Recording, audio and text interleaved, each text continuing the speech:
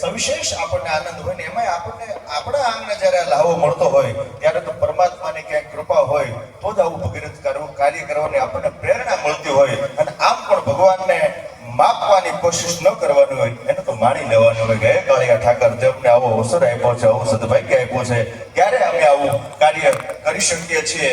અને ના તો ગણીને આપે ના તો તોલીને આપે.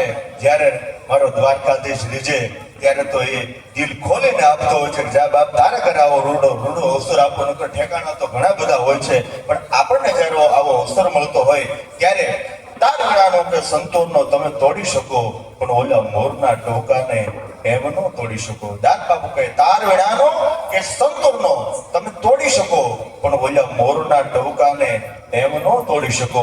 ડરાવી ધમકાવી ઇન્સાનના બે હાથ તમે જોડાવી શકો, પણ ઓલા સિંહના પંજાને એમ ન જોડાવી શકો.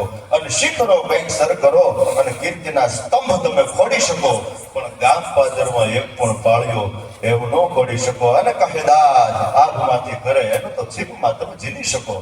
કહેદાદ આભમાંથી ખરે એને તો છીપમાં તમે ઝીલી શકો, પણ પાપ જેને આંખમાંથી કરે એને એમ ન ઝીલી કોઈ. તો આ સુખના છે દુઃખના છે જેને આંખમાંથી પડતા હોય એને ખબર હોય. જ્યારે આવો મંગળ પ્રસંગ લાખનોત્રા પરિવારના આંગણે હોય, આદરણીય જોરુભાઈ ઉચૈયા બિરાજમાન છે, એમને પણ વિનંતી છે સ્ટેજ પર બિરાજે.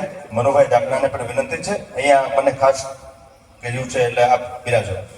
પ્રભાતભાઈ કોઠીવાડ બાગાદા લાખનોત્રા, બાગાદા પધારવા.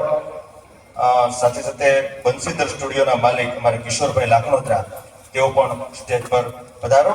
અને જેમના માટે આપણે સૌ સાંભળવા આતુર છીએ, જેમને આંતરરાષ્ટ્રીય કક્ષાના અનેક એવોર્ડ પ્રાપ્ત થયા છે.